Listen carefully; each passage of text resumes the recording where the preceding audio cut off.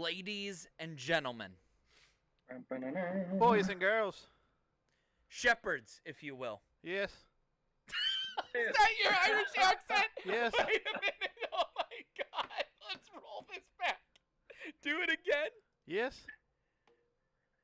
That's it? Boys and girls. I spent my entire life praying for a free Ireland. And I get here to the States, to Boston, and there's pimps and whores and pedophiles just ravaging the streets. Pimps and whores. That's pretty good, actually. I know. Yeah. I love that yes at the beginning, though. Yeah. Yes. Hallelujah, Jafar. Shiver me timbers, boy. I'm an Irish wizard. Do you know where you can find a lot of hookers, pimps, and lowlifes? In the area surrounding Union Fitness in the The Pittsburgh North Shore of Pittsburgh. Always.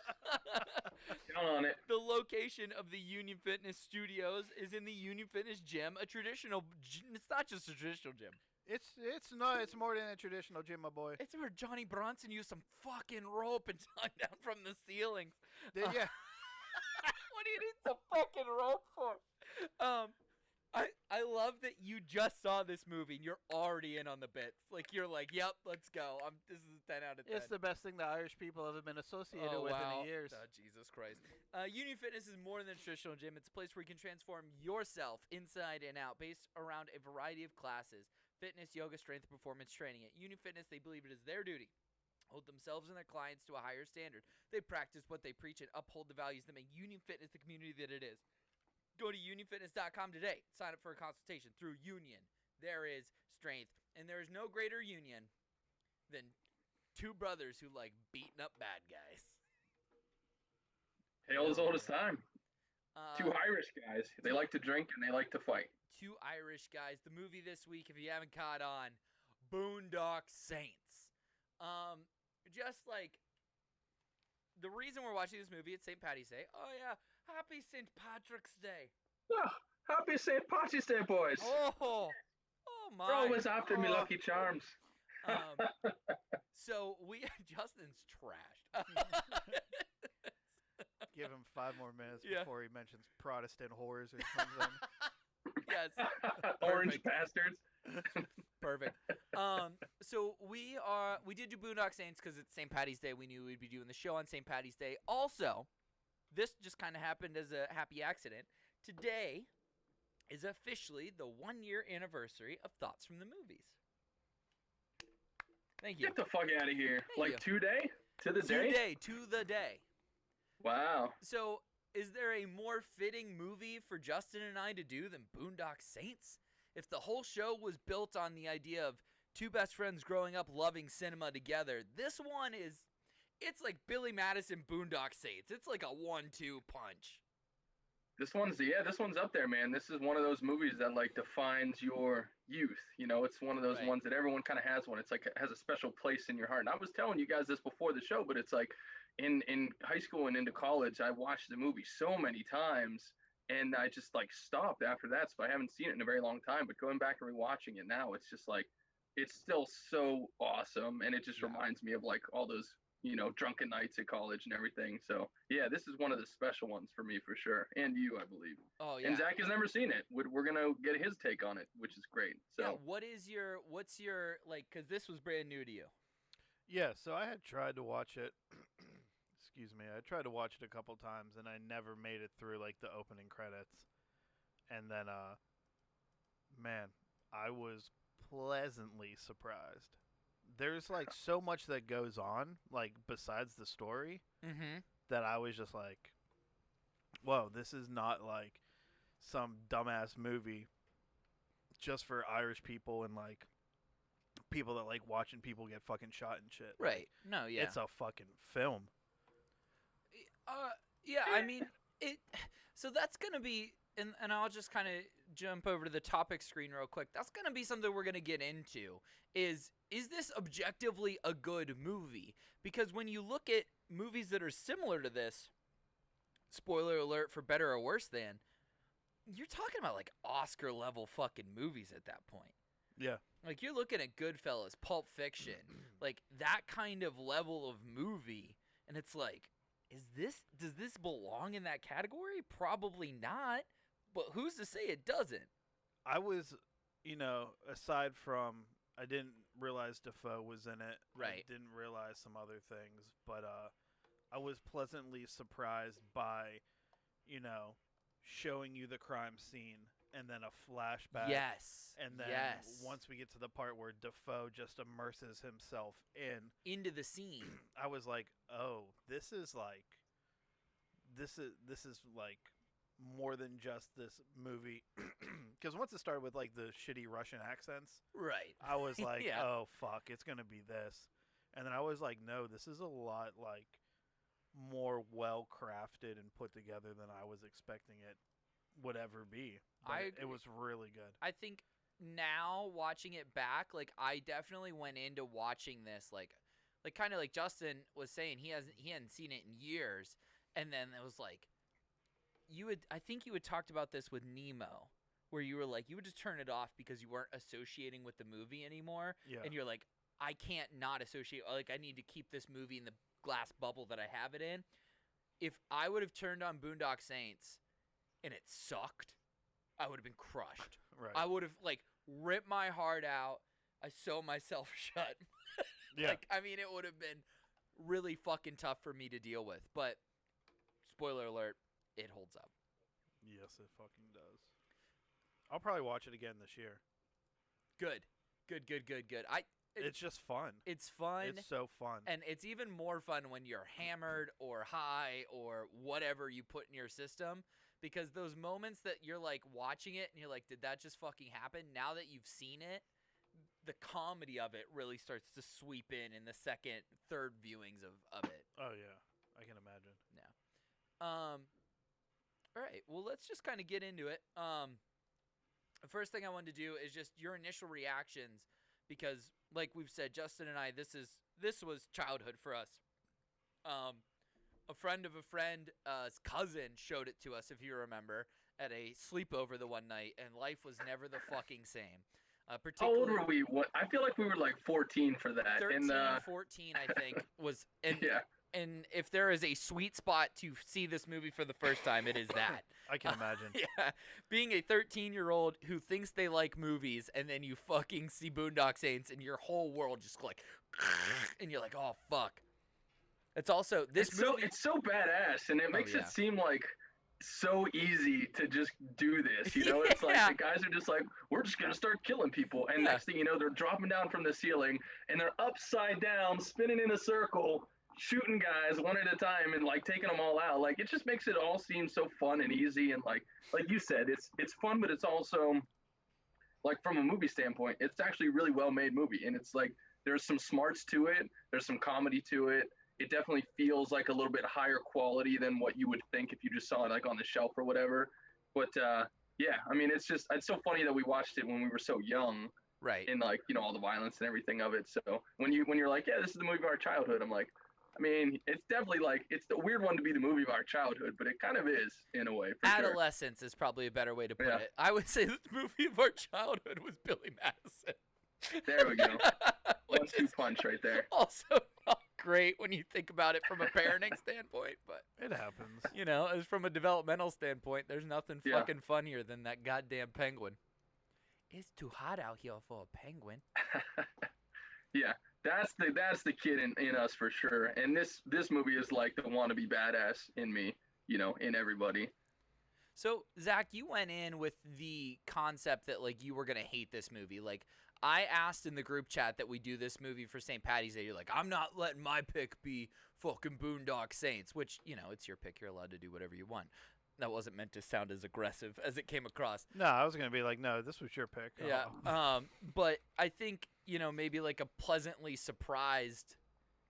Yeah. Right? I went out killing people Sunday night. Wow. Okay, great. Yeah. So I was like, you know, like Justin said, it looked easy and fun, and I was like, well, fuck it, here we go. Here we go.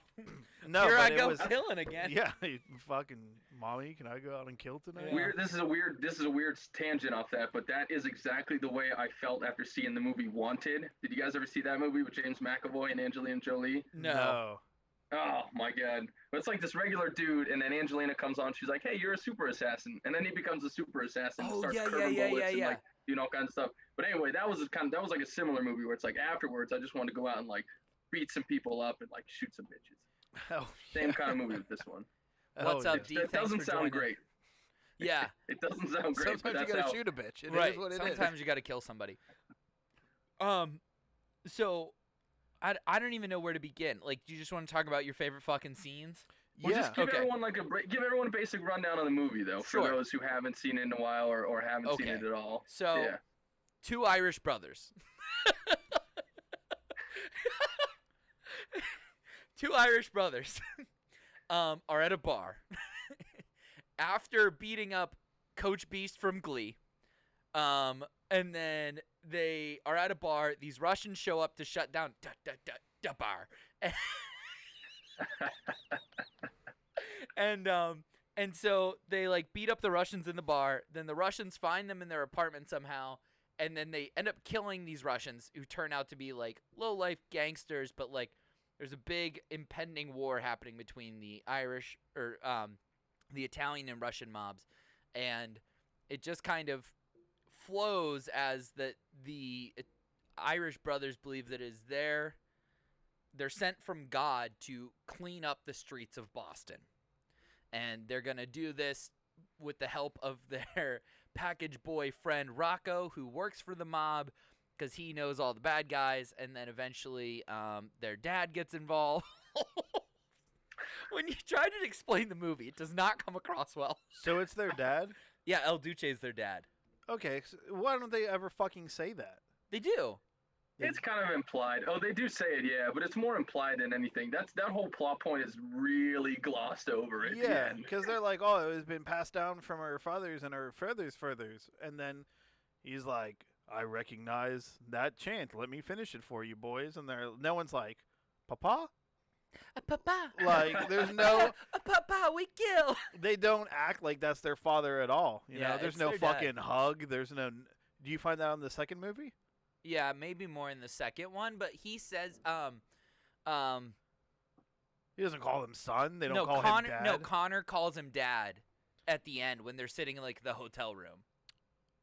Yeah, he's like, how far are we gonna go with this, da? Oh, Yeah. okay.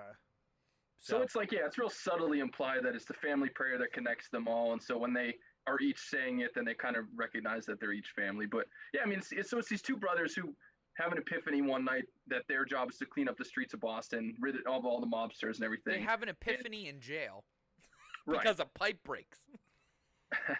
Yeah, all the water dripping down on them is kind of weird. Yeah. It's like some flash dance thing where they're like kind of tits Yeah. sticking out or whatever. Yeah. But anyway, and then Willem Dafoe plays the FBI agent who is trying Agent to solve Smecker. the murders of the mobsters while also struggling with the ethical dilemma of knowing it's the brothers who is killing them and being like, well, I agree with what they're doing because they're getting these guys off the streets, which I can't do. Like that whole scene in the confessional where he's like talking to the priest, that's Yeah. actually, I was really blown away by that scene yesterday in a way that I wasn't when I watched it as No, a yeah. kid. Like I'm like, from a writing standpoint, this is great. Like he's like really struggling with that conflict of like, I really agree with these guys with what they're doing because I can't do it myself. And I don't know if I should let them keep doing it or if my loyalty to my work and what I'm supposed to do as a federal agent should conflict with that, you know? Right. That was a great scene. Yeah. Yeah, so basically he ends up kind of running interference for them and they kill the big bad of the movie, the mobster, the Italian like godfather basically in this epic courtroom scene that is very famous and is made popular by A Day to Remember's 1985 or 1958 the song. They start it with the monologue from that scene, but it's man, yeah, it's just fucking like I said, like when we get to the better or worse than segment, like I really thought hard about it, and the movies that are like this is compared to are all most of them are Oscar category movies, and it's like, why was this movie in 1999 made by a nobody, Troy Duffy, who only did one other movie, spoiler alert, it was Boondock Saints 2, and then like it's a cast full of nobodies except for Willem Dafoe. And then eventually Norman Reedus, is that it? Reedus. Yeah. Reedus, who would go on to star in The Walking Dead as Darryl. Darryl. But like it's a who's who of nobodies, and then nobody, like, they didn't do anything after this movie either. It's like this really bizarre little like bubble in Hollywood with like one really well-known actor, a guy who would become famous later, and then a director and a cast that is literally of nobodies. Ron Jeremy. And Ron Jeremy. Don't forget Ronnie. And Ronnie Ron J. Jeremy. Shout out! I saw Ron Jeremy in an alleyway in LA once. He was sitting on the back of a car, and he was looking real Beat up. fat and ugly. Yeah, there you go. He was looking real beat, but he did have a lady friend with him. Well, there you go. Shout out. So we're gonna talk about our favorite. No, we scene. can't shout out Ron Jeremy. He just got accused of sexual assault a whole bunch. Shout out his lady friend if she was there There you go. by her own. Shout out will. rescinded. So we're gonna talk about some of our favorite scenes, some of our least favorite and favorite scenes, least favorite and favorite characters. Is this movie objectively good? We're gonna get into that. This didn't age well. We might skip this segment depending on time. And then we'll go better or worse than, and we'll finish it off with overrated, underrated movie quotes from this movie. I have a lot. So let's kind of dive into favorite scenes. Does anybody want to start? Every scene with William Dafoe. Every scene with Willem Dafoe. Everyone. Okay. He's fucking magical and electric Mhm. and just so on point in every fucking scene he's in. He definitely, I don't think he means to do this, but he definitely steals the show from not even time to time, but like you said, every scene he's in, Every he just scene. kind of takes it over.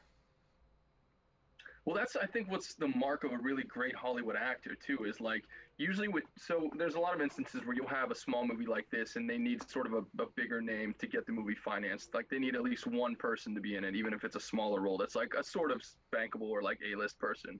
And Willem Dafoe is that person in this movie. But to Zach's point, I couldn't agree more. And I think a really great example of that scene is when they kill all like the 8 dudes in the circular room, and then Willem Dafoe is walking around like talking about the symbolism and everything, and you can really see him sort of, Symbolism. yeah, like that line in particular, like he really takes the words off the page, and as an actor, such a great example of a performance, right? Like him creating the role and being that character, because he puts so much of these inflections with his voice and so many of these gestures that he does with his body, like the hands on the hip that he does, or like just all these little flamboyant details that I are just thrown might in. be wanting a bagel with my coffee. Now I'm just giving the quotes away at this point, but yeah. But I mean, like to see that written on the page is one thing, but then when he brings that to life, I mean, it's just such an incredible performance, and like every scene he's in is, like Zach said, is a showstopper. Like he's the scene stealer in all of them, and yeah, it's hard to argue with that. But I was so impressed just watching him in this movie, be like, man, this is an actor doing his job, because a lot of the, like you said, the other people in this movie are kind of nobodies, so like they're okay, but he comes in and it's just like, the magnet is on him every scene. And it starts with that first introduction of him, which is on my list of favorite scenes, where he puts the headphones on to the classical music and he's kind of like dancing through the crime scene, and he's noticing things that the Boston police have completely overlooked because of some huge freaking guy. Yeah. Yeah. But I can't. I love this movie so much. There's just like quote. We'll talk about when 2 dudes are walking down the alley. Wrong fucking alley. Yeah. Where are you going? Nowhere. I think my favorite part of the whole movie is when he's like kind of reliving the card game shootout. Yeah. It ends with him just on the front porch, just like firing his own gun in the air. And I was like, he's just shooting in the air in a residential neighborhood. Like, It's like what the well, fuck? you know where Like, they got it from. it was like reminding me of like Apocalypse Now or No. some shit. Our favorite movie, Point Break.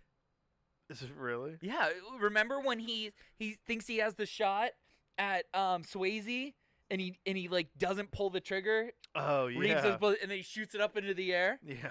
It's the same thing. You've never seen? Couldn't tell you. Pineapple Never Express saw 2? it. Oh yeah, well, Fucking bum. If Zach's never seen Boondock Saints and we were like, you have to see this. It's like the 2 out of 3 rule. You have to see Point Break. Wait, how the fuck? How didn't you see it and we did an episode on it? We You did just an didn't watch episode it? on heist movies. Oh, okay. Yeah. Correct. Also, I couldn't remember. This, Where we just talked about Point Break. yeah, but my fucking mask that I wore on that episode Yeah. was Rocco's mask. It was Rocco's I was like, fuck, I should have no, saved no, that. put it on. You look fucking scary. He's trying to get it to light his fucking cigarette and shit. And that's the thing with the movie too, is like there's all these funny moments in it. Like it does a great job of relieving the tension, right? Because you have all Yeah. these like really tense. There's like the church scenes, and they're like praying, and then they're like killing a bunch of guys, and then you have Rocco comes in with all the jokes and everything. There's like they do a great job of like pacing the comedy with the really heavy moments, like the whole scene where they're just getting trashed, and then the cat just gets fucking blown to bits. That's like my favorite I remember scene. when Josh and That's I my first favorite scene. when we first saw this scene, I swear to God, we rewound it, and I think it was on video VHS, Yeah, so it we had was. to actually rewind it like 20 times in a row. A, just to figure out how the fuck it happened, and then B, we just couldn't stop laughing when he slams the table, the gun goes off, and then the cat just explodes. Oh my god. It's the Pulp Fiction. It's the Pulp Fiction, but like when it happens in Pulp Fiction, they don't react at all to it. Yeah. They're just kind of like, oh shit. Yeah. But then like when it happens in Boondock Saints, like they're flipping over the chairs, like they're freaking the fuck out. Like he's like, I'm hit. And and then he goes, "Is it dead?" Is it dead? It's completely just like explodes, Oh. blood all over the wall. And then did you catch it? What? What they did with the blood spatter in the next scene? No. So well, I didn't realize this till like 15 watches of this movie. Okay. They take a picture of Skippy and Oh. they tape it over the blood spatter. Yes. They leave all the blood on the Yeah, wall all and the then just blood put a there. picture of the cat Just right put a over picture the of the blood. cat over it. Like, don't even try. Yeah. That's gotta be the funniest scene in the movie for sure. That's the best scene. That's my favorite scene. And like the line, right? He's like, and I'll dip my nuts in marinara sauce just to give him a little taste of home. Fuck it, Yeah. I'm doing it. It is done. Boom. That whole speech is fantastic. Oh, Rocco's. He's the funny man. He's funny. Yeah, no, that whole scene is just, it kills me. As it's starting, I'm excited, and like some of the best, like when Murph goes like, "Hallelujah, Jafar," like it's like, "Yeah, let's fucking kill some." Like it's just all so fucking good. It's so good. You know what scene I forgot about? I What? forgot about the scene at the end where Willem Dafoe completely dresses in drag to enter Same. the monster's house, and he's like he's banging that guy, and then he's killing everybody. Like I forgot about that whole part of the movie. Is there something to be said for the fact that we love movies where Oscar-winning actors dress in drag? Anger I don't Management, know. Boondock Saints. There's a theme here. Here's a question. Who's the better character, Willem Dafoe in drag or Woody Harrelson in drag? Woody Harrelson. As Woody Galaxia? Harrelson. Galaxia. Galaxia's the best. I am from I feel Lickensy like Dickens. dancing. Whoops. I'm a lady. Whoop. No, I'm not. There it is. Ladies, gentlemen, gentlemen.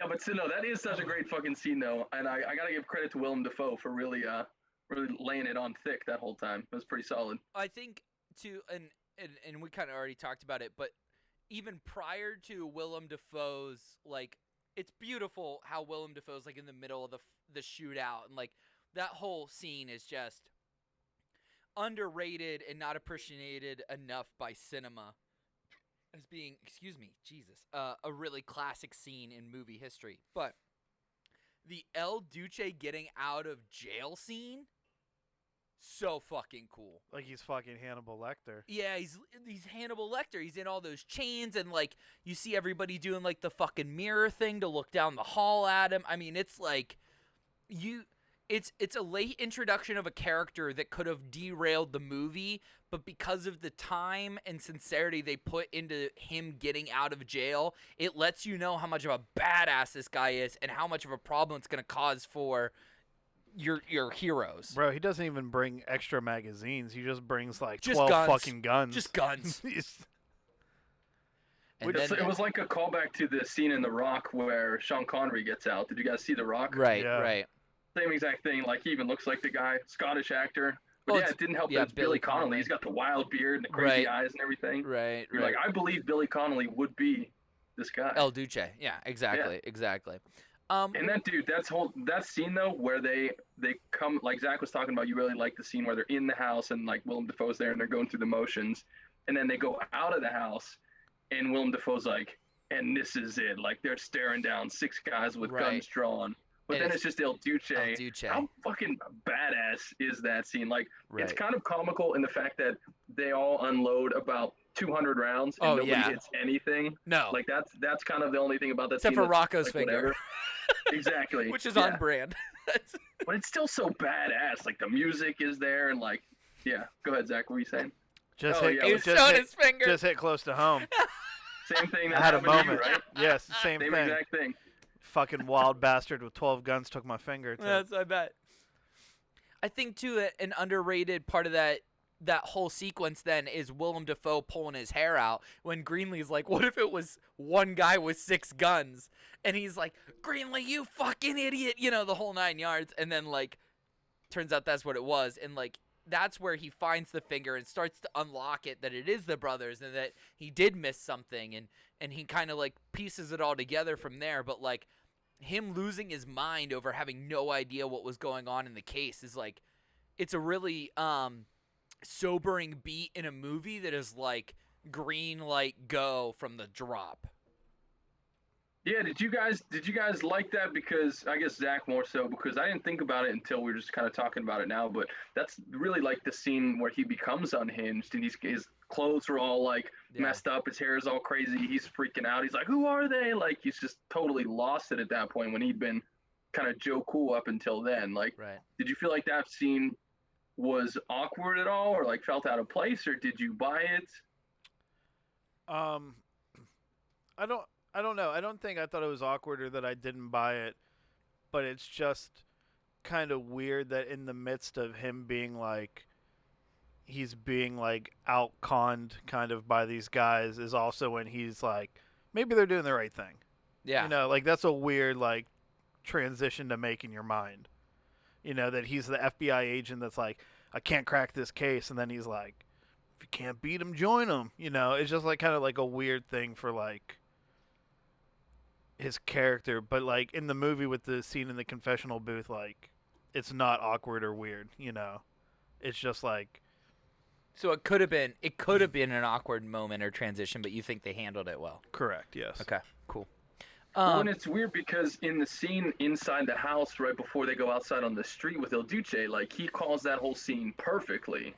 Yeah. You know, like he's in his suit. He's like, they were doing this. They got down low and were doing this. Like he nails that whole fucking Right. thing. And then as soon as he gets outside, that's when it goes off the rails. So like that felt a little bit jarring that he like went from He so missed. on it and clean cut and crisp to like all of a sudden like Yeah. totally out of control. But I think it's such a badass scene that you don't even think about it at the time. Right. Do you have a least favorite scene? Or a scene that doesn't maybe fit or work? Because I do. I have maybe 2. Okay. The first introduction to the Russians at the bar. It's kind of rough. It's like so hokey. Yeah, I literally, the only things I remember from that scene are, why don't you make like leave it, get the fuck out. Yeah. And like Rocco going in and he says to the bartender, hey fucker, give me a beer. And I don't know, it's Rocco saying something, so I love it. But The other one would be the scenes with the fat man, like the Russian mob head yeah. in the circle room. Yeah. Like it just looks like so unnatural. Like it's just a guy with like a pillow under his shirt. Yeah, Like definitely. the body doesn't look okay, like I a see what regular you're saying, fat I see. guy. Well, And then like, they go to execute him, and everyone else is dead, And as they have guns to his head, he's like, someone, and I'm like, who the fuck are you talking to? Like, Yeah. everybody's dead. Yeah. Like, what are you doing? Like, Well, and like that, there's some things in that you can tell that the budget of the movie was not necessarily like blockbuster level. they couldn't have found a fat guy? Maybe not. There's fat people. I know, but you know what I mean? Like a It was the believable 90s. Russian fat guy. I don't know. But like the when they shoot the guy and the pennies are on his eyes are like fluttering. I didn't see that. And that always bothers me in that scene. The pennies are fluttering on his eyes, and it's like it looks weird. It always stands out to me as like a weird thing. It's like his eyes are moving underneath it. Right. Let me ask you this, Zach, because I think the first time I watched it, and this happens several times throughout the movies, but at the beginning, the Russians enter the bar, and they're ready to start shit, and then like it's on, but it cuts out and flashes forward to after, you know, like the next day in the alley when like everything's already gone down that night, and the next day with the brothers, and Smecker is investigating the dead Russians in the alley, and then you're like working backwards from there to try and figure it out. Did that confuse you at all? Because I think the first time I watched it, like because it skipped so far forward, I was like, what the hell is going on here? Like I was confused at that point, I think. And then when they did like the second flash forward, I think I got it. But when I first watched it, I was like, I'm not sure what's going on here.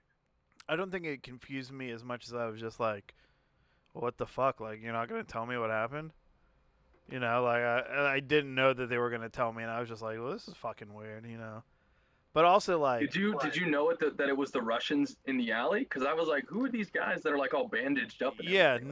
no, I didn't. I didn't until a little later on. But I was also confused because like the timeline of them having the time to like get their asses bandaged and shit, like, Yeah, that doesn't really add doesn't up, but work. yeah.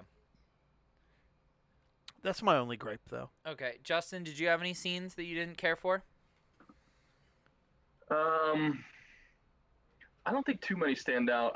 The one that's kind of weird, I think, is the one where he kills Ron Jeremy in the strip club or whatever, like the jerk off I love club. that scene, but okay. I love that scene, but I also don't understand the like two other guys that they kill. And I think there's a deleted scene that's not in the movie that might have explains that, but it's like they kill Ron Jeremy, and that's fine.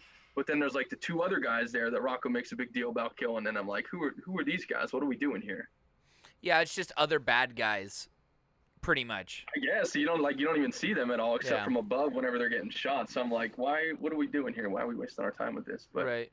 Yeah, I just kind of chalked that up to the idea of Rocco like knowing like all the shitty people. Right. So he was just like, hey, like I know we're doing this, but like you also want to take out all kinds of shitty people. Like they're here, we might as well fucking do them. Right. you know what scene I gotta say that I do like though that we didn't talk about before, but at the beginning after they've killed the Russians and the two brothers are like on the run or whatever, and the cops are at the police station and they're like, these guys are long gone Yeah. by now. Yeah. Like you're never gonna find them. And then they're all bandaged up and they just walk into the precinct and they're like, yeah, here we are. I love the scene in the interrogation room with Willem Dafoe Yeah. where he's talking to them about what happened with the Russians, and it's clearly self-defense, but like he's learning that these guys are actually really smart guys. Like they speak a bunch of languages. They're not, just hot-headed loose cannons or anything like that. Like What are I you like two? that scene a lot because it tells you so much about like both of the characters, because they're not just like brothers who are drunk Irishmen. Like they're actually, there's more going on. What are you two doing at a freaking meat packing plant? Like that's, but it also I think is great because it shows immediately Smecker's affection for the brothers, which comes into play way later in the movie. But like he is enamored with them in some way, shape, or form. That it's like he thinks he's just dealing with these two fucking immigrant slum dudes, and it turns out like they speak like 6 languages and like they're really smart and kind of like exactly everything you just said. But I think it also not only does it give depth to the brothers, but it sets up really well for why Smecker wouldn't want to bring them in. Yeah, he's impressed by them. Is Right. what it is. Well, and then they make that same impression though on Greenlee and Duffy and all the other cops, and he's baptizing them with the coffee, and like how like when they come out of the jail cell at night and like they're all clapping for them, and like he's like Smecker's like, it's okay with me if your friends stay over. Yeah. Like, but like, you know what I mean? Like, it's like the cops as a whole just genuinely seem to like these guys off the drop. Hmm. Going back to what you said, Justin, about the scene where they're probably long gone by now and they show up. In regard to like the cat being shot, that could maybe be an homage to Pulp Fiction.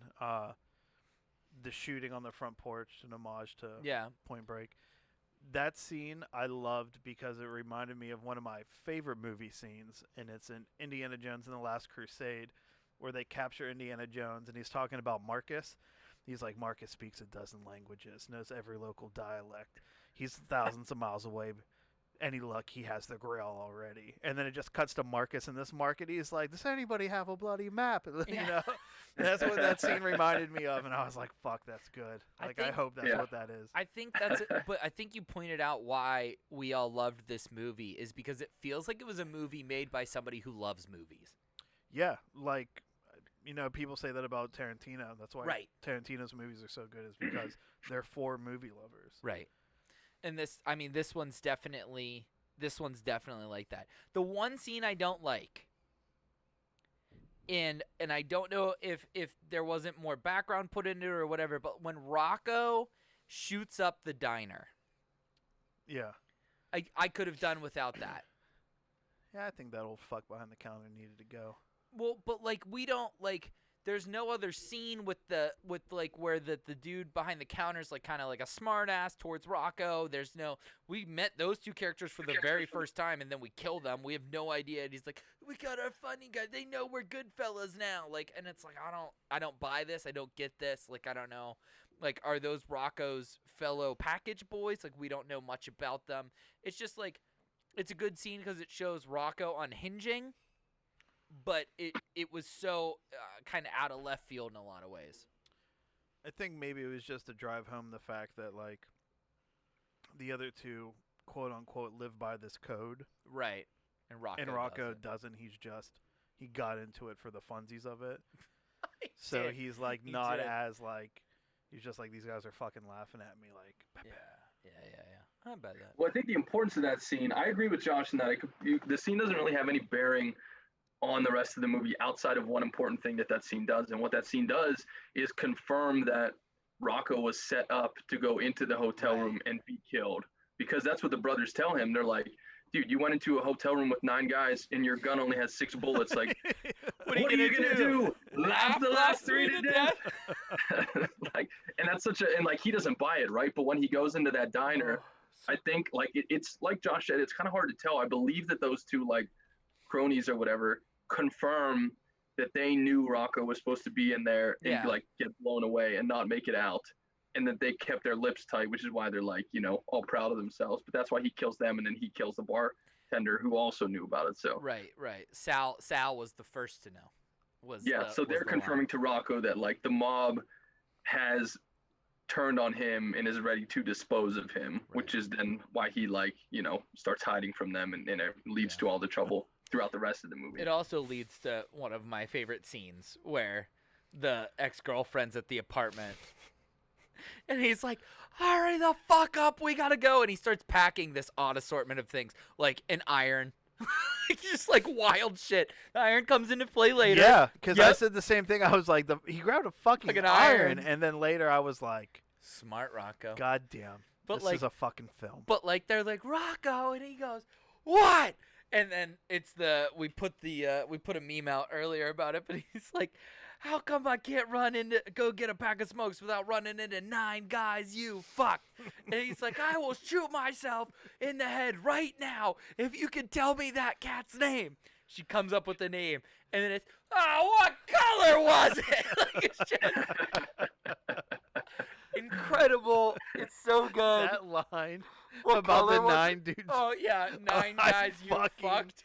Died. I was howling. Trainee, how come I can't buy a pack of smokes without running into 9 guys you fucked? So good. Fucking good. Oh, my God. What do you guys think about the scene at the end of the movie where it's Il Duce with the 2 brothers, and they're in the hotel room, and Connor or Murph, I forget which one, is like, Murph, you know, how far are we gonna go with what? Norf is Norman. all right, then it's Connor then. So he's like, how far are we gonna go with this, And Billy Connolly's, sitting in the chair in the dark smoking a cigar, and he's like, it's not a question of how far, it's a question of, do you possess the Integrity. necessary Yeah. capacity to go as far as needed or whatever, right? Yeah. And I don't know if I love that scene because it's the next follow up to the first scene where Il Dice meets the guys and realizes they're his son and he's their father and everything. And I think that scene is just so quick and like, what? Like there's nothing more to it. Like I probably could have done with a little bit more exposition of just like sure. Zach was kind of talking about, like them realizing that they're all family and like a little bit more than that. Cause it just seems like too quick and easy. It's like, oh yeah, hello son, and now we're all in this together, whatever, like that. It happened really fast that he like joined the crew at the end, and I could have done with a little bit more. I think that had to do with the timing of the movie. I think as you're like sitting there and you've been watching this thing for now an hour and 40 minutes, and you only have a good 20 minutes left before this movie becomes too long, right? And that end scene is just so amazing where they kill the guy in the courtroom. I think that like there was probably his editor, Troy Duffy's editor, was probably like, we got to get to the courtroom scene. Like, we don't have time. Like, we got to get to it because you're losing people. Well, riddle me this. How old do you think they are in the movie? Like late 20s, early 30s. Kind of where I was leaning, yeah. Their pops has been in jail for 25 years. Yeah. But how the fuck did he teach him anything? He didn't teach them anything. It was the prayer, but it's a family prayer. Okay. Yeah. But still, if I started doing some shit and my dad showed up and wanted to be a part of it, I'd be like, let's talk first. Let's talk. You haven't been around for 25 years. Hey, just meeting you. I'm Connor. This is Murphy. A lot has changed since you've been gone. Yeah, we're grown now. Also, women think that the rule of thumb is offensive. That maybe has changed since you went to jail. Oh, boy, that scene. I don't want to say the line and laugh at it on camera, but that whole scene is quite funny. Well, how do we not talk about the courtroom scene though at the end in terms of favorite scenes? Like, just how badass is that scene when it's in the courtroom for the Russian mob boss. The brothers break into the courthouse and they just put a guy on his knees, and then they give a speech to like the entire crowd of Boston about like, now you will receive us. Like now you'll hear what we have to say. Like we're coming for all you motherfuckers out there. Like. And all the sweeping camera movements around the guys, so awesome. That is a badass scene. It's such a kick-ass way to end the movie. Well, and then like I didn't realize that the girl that Billy Connolly, El Duce's character, like raises her chin and goes, "No, you must watch this," is the one that gets pinned right by the reporters. She's wearing all white, so she's like their Virgin Mary spreading the story. Like, you know what I mean? Like, kind of like the symbolism is just this movie is so fucking good. I feel like I'm gonna just get to it now. Like, fuck it. Like, is this objectively a good movie? I'd be hard pressed for somebody to tell me it's not. I think it is. So why is it a cult classic? Why is it something that like isn't taught? Like, I don't know, that like if I had a film class, Film 101, we would watch this movie. Probably for the same. What's really interesting about, and Zach, sorry to cut you off. I just want to say this before you go, because this to finish up what Josh said. You know what's interesting about this one?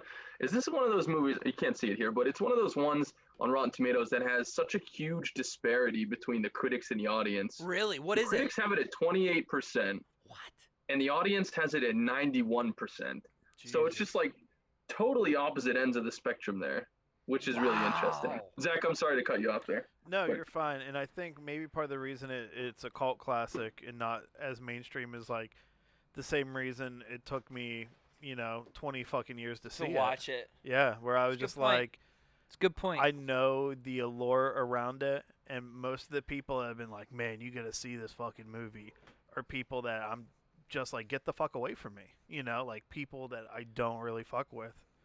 I think it goes back to like what we always struggle with. Like, you guys are like, like the Social Network dilemma, right? Where you're like, this is an amazing movie. This is the best movie of the decade. And I'm like, it's not the best movie of the decade. Like, it could be the hype is so big on this movie that people just don't even want to watch it because like it can't live up to it. But then like, It kind of delivers. does. It delivers. It kind of does. Wait a sec. Are you saying that the Social Network lived up to the hype?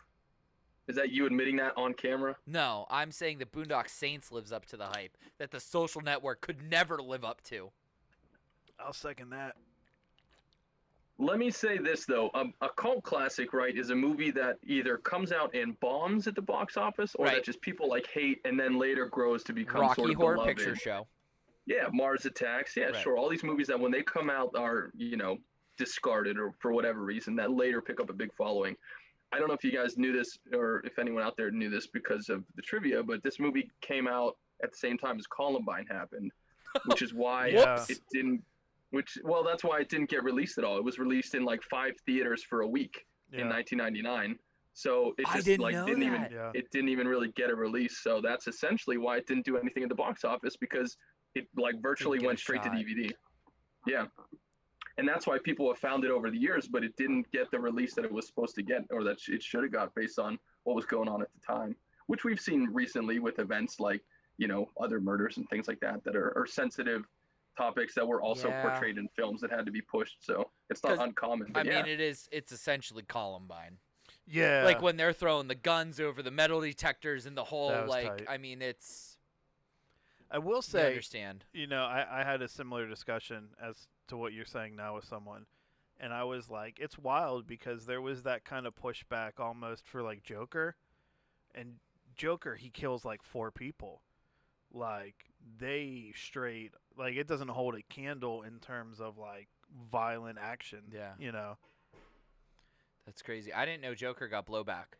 You didn't? No, I just heard like that everybody loved it. Oh no, it was a big thing. It was like, it's a movie about like a white incel that like Oh. takes Yeah. his anger to Well, the I streets. mean that's Well, there the was also a character bunch of of, the Yeah. at the Joker, time too. there was, there were riots and, shootings at nightclubs and things like that. And anytime you have like an event in the country that's, like what just happened in, in Georgia with all of those Asian spa owners getting shot or whatever. Like if there was a movie that was coming out now that was very violent or, about had a mass shooting take place, it would probably get pushed just because of, the relativity to these other events that are Right. going on in the zeitgeist. Yeah. I think too it's kind of fun. It's kind of fun. What's great about Boondock Saints is, and we talk about this all the time, it's an original thought. Yeah. There's no other movie like that. Like you can kind of like you pull pieces from like The Rock, Pulp Fiction, like those kind of like classic movies, Goodfellas, Heat. Like there's a lot of those dynamics in it, but the story is genuinely unique in a lot of ways. Yeah, because it's kind of like a movie about like the griminess of Boston without the protagonist Right. being like scumfucks. Right. Exactly. Because like even the in town like, and the Departed, the heroes are bad guys. yeah, This one, they're technically bad guys, but they're good bad guys. they're superheroes, my boy. I have a. Well, not only that, it's twofold, right? So it's like you're both 100% right in that they're not scumbags, but they're brothers who it's established right from the beginning are loyal to each other more than anything else. I mean, Right. they dress the exact same, they act the exact same, like they're as close as you could possibly be together. So they have that bond, right? But then it's also established from the beginning that these are highly religious men. Yeah. And that what they're doing, they have this epiphany that it's sort of put on them by a higher power, by God or whatever you believe in, right? So it's not only are they brothers who are, incredibly loyal to each other, but, this is a mission from God. So it's really hard to like root against them, just on that basic character level, because there's so many good things about them that we're not even like that they're funny guys or that we kind of like them, but, those characteristics are very empathetic to Yeah. people. I think something that kind of crossed my mind, but I wasn't sure. But the scene where they go to get all the guns. Yeah. Kind of a weak scene, but yeah. Yeah, but it reminds me of based on a true story in Black Mass, where Whitey Bulger is accumulating weapons to send back to the IRA. Right. And so you think of it like, the IRA is, Irish Republic Army.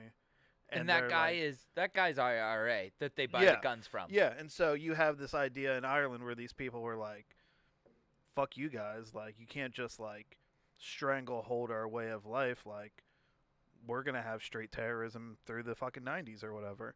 And these guys are in a similar situation where, like, they live in Boston and they're tired of, the oppressive force of crime and scum, like, destroying their neighborhood, and they're just like, we'll fucking take it to the streets, fuck it, Yeah. True.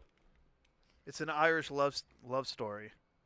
True. Of hating your Chad's Did you like the blowing up. music, Zach? Did you like the Dropkick Murphys? Maybe. There's one.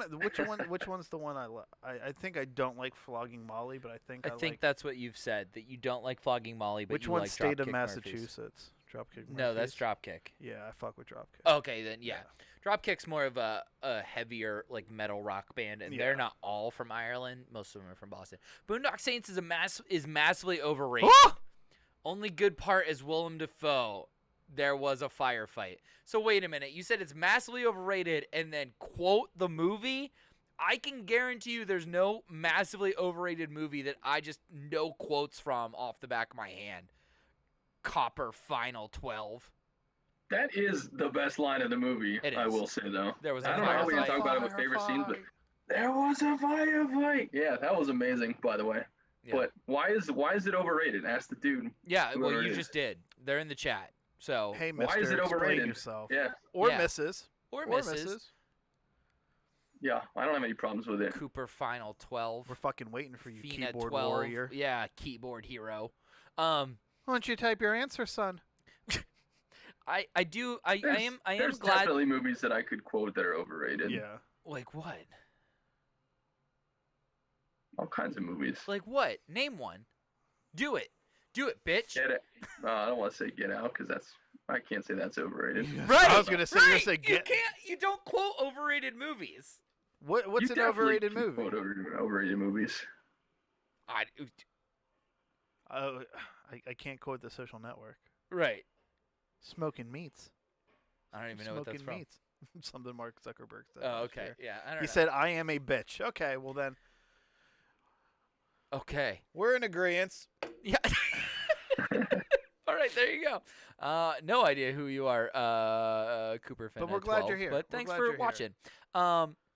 I'm glad though that you guys are at least like agreeing with me that this is objectively a good movie, because I had an existential crisis after watching Boondock Saints that maybe I'm just a sucker for cop movies set in Boston. That's definitely true. Okay, all right. Well, both can be true, I guess. One sec. Okay. Because like The Departed, we know I love. I have like an over affection towards The Departed. The Town, I loved. Right. Boondock Saints, I love. Like if Town's you great. if you were to put a fucking guns and cops and like crime lords in a movie, set it in Boston, I'm in. Like fucking just take my money. Except for The Departed for me. I don't know why. Maybe you need to go back and rewatch The Departed. I don't think I do. It was so good. And, It's so like good. literally anything else, The Town, Black Mass, to an extent The Fighter. I know it's not really like a cop movie, but set in grimy Boston. Yeah. If Heat would have been in Boston, I would have liked it a lot more. Totally unrelated, but while we're talking about grimy That didn't Boston, get anything out of you, Justin? What'd you say? I said zoning out. Sorry, the JMO took over for a the second. JMO hit. The JMO hit. I said What did that, you say? I said that if Heat was set in Boston, I would have liked it more. No, you wouldn't. You're so determined to hate that movie. Fuck you. He is so good. Just a quick sidebar.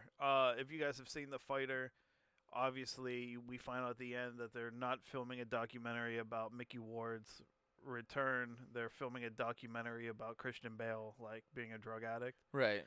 It's called High on Crack Street, and it is an amazing watch. It's an HBO documentary. It's a real documentary that really it's got. a real story. There's a dude named Bobo. He steals fucking golf clubs and shit. It's absolutely fucking wild. Nice. Okay, so we have a full thought here Let's from go. Copper, and I appreciate you taking the time to type this all out. Seriously. It's overrated to me because it feels choppy and the style is overbearing to the point where the characters are shortchanged. Essentially, it's a film about style and very little substance. Now I think that's a well thought out point. And I feel like we've there's an kind of argument touched to on that. Yeah. There's definitely an argument to that. Yeah. If you just tuned in recently, we talked about the movie at nauseum at the beginning, and it's pretty much what we said, where there are certain scenes where, the scenes are really good, like Defoe and all this, but other scenes where, like, they don't really explain Right. why he's their son. They don't really explain why Rocco decides to kill the people at the diner. So while we don't necessarily agree the film is overrated, these are thoughts that we can tossed agree around with. and agree with. Yeah. So. There's not enough exposition. You are at not points. a bitch. You are not a bitch. You are not a Take bitch. it back. Great job. Yeah. We just enjoy the rest of the movie so much that it Right. Yeah. overtakes the flaws, and we can overlook the goofy day drinking scene in the middle of, like, oh shit, the mob guys just tried to kill me. But No, we're that's just gonna the have best fun scene. for 5 minutes. That's the best scene. Yeah. The day drinking scene's the best scene. Cool. Favorite scenes. We did that. We kind of talked about it a little bit, but I want to talk about it more. Is the flashback as a narrative device? Okay. Because I think that's what I think after, like, the 12th watch, right?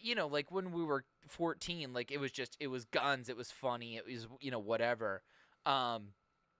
It's like the 12th watch, and then you're a little bit more educated in film, and you're like, that is so brilliant to set it up and then run it back with Smecker. Like, I think it adds levity to the scene, and it allows the scenes to be, like, pure action. You don't have to have, like, quippy one-liners in it or anything like that. It can just be music, shoot 'em up, and then you let Smecker do all the talking. Yeah. So there's a film with Ethan Hawke, I believe, and Philip Seymour Hoffman called Oh, man. Before the Devil Knows You're Dead. Oh, okay. Yeah, I've heard of this movie. I saw it for the first time, like, shortly after it came out in Bridgeville. There was a theater that showed movies freshly out of theaters for like $1. So me and my mom would go every weekend. And it does the same thing where there's a lot of flashbacks to the point where it's, like, almost abusive. Almost And like this wasn't that. like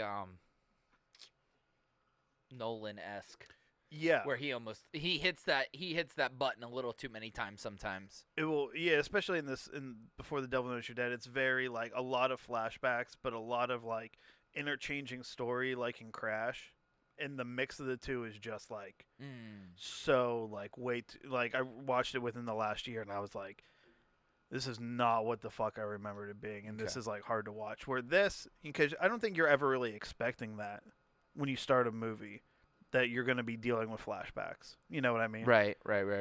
And it was used, I want to say, like, tastefully here, where it wasn't just like flashback. It was like crime and a flashback to explain what Right. actually happened, And I think it was a nice, like, wasn't overdone, and it was a nice way to do it. Well, I like it too because, like, by the time we get to when they kill the 8 Russian bosses, right, and they do it, like, the Boston police are clearly starting to get rattled. Yeah. Because they can't even, like, they're like, why is the one guy, like, done right, and then everybody else is kind of like, chaos murdered, and, like, so, like, I think it allows for you to kind of, it gives purpose to the action, right? So it shows what the consequence is of the scene that's about to play out. Yeah. That was pretty good. Yeah. Go me. Yeah. That was like, what does Michael Scott say? Is like, sometimes I start a sentence and I don't know where it's know going. where it's going. Yeah. But I just get there along the way. Yeah. I think that's what happened there. Like, I'm Pretty like, much. is he gonna? All right, he All right, landed he it. did it. Nice. Because that's what I was gonna say, is that what they do is, and it's a great way to keep the audience on their toes, right? Because you essentially show them the ending before you show them how you got there, and it's how Star Wars existed in its entirety, right? So it only happens, I think, in the movie 2 or 3 times, but it's, when the brothers go on their killing spree. So, it shows them like as they're about to do it, and then we completely skip over everything. We see the end result, and then it brings the audience into it because it piques their curiosity. It's like, well, how did we get here? Like, Yeah. what happened? Like, you're seeing all this shit. You're like, man, this is really messed up. Like, what happened here? And the more you go into the ending, you're like, I want to see what happened. And so when you finally go and flash back, then it's it's a little bit of catharsis because you're like, wow, okay, now we're getting it. So yeah, it's just like an interesting way to keep the audience more engaged, I guess. And I don't think it's something that you see as often with like first time filmmakers or low budget films, because it's a little bit more of an advanced technique instead of just doing it linearly of start to finish, Right. So yeah, it's a little bit more of an impressive effort by the filmmaker to do it that way. It's a great way to put it. It and that's kind of what we were talking about, that it lends credence that this is objectively a good movie. It's Yeah. because it is a little bit more of an advanced version of storytelling. It's non-linear. I mean, I think also in in a lot of movies you don't typically get like a bunch of like aha moments, true. but you get one when like it's him and drag. You're like, oh, or like when you realize that they're all working in cahoots now. You're like, oh, Yeah. But I think the most satisfying, and maybe not my favorite scene, but one I appreciated the most, is when Defoe realizes that Rocco spun with the Yeah. guns, then And he finished, comes back with that. and he's yeah. like, "We got ourselves was a the cowboy." cowboy." I was like watching him figure it out was like so satisfying because you're like, "Fuck, he's that good." Well, and like the good shooting, shitty shooting. Yeah. Like, but then like how like can you imagine being like, let's assume this is a real story, being Willem Dafoe, and you're like, they came through the roof like a bad TV show at the last crime scene we saw them at. And now I'm like, okay, well, they have some skills, like they're coming through the roof, like that's kind of wild. And then you're like, all right, this is definitely their work. But then you're like, where'd this fucking come from? Yeah. And the idea that all of a sudden maybe there's 3 of them, like he knew pretty much from the drop there was 2 because of the way the downward angle and the the whole 9 yards. But like you're like, oh man, now there's 3 of them, and like this guy's this guy's wild. Like this guy's passionate. He's not calculated. He's like unhinged, and like that's such a cool beat to think about. Well, even with the Russians, when he's talking about them coming through the roof, he's like, "We're dealing with like trained professionals," Mhm. But really, they just fell through the duct and got wrapped up in the rope, Right. So you're like, "Oh, he's wrong," but like he's getting there. He's getting getting it, closer. yeah. They don't give it to you yet. I was like, okay. And but then he says, unless I've completely missed something. Yeah. And it's like, you did. That was it. You had them.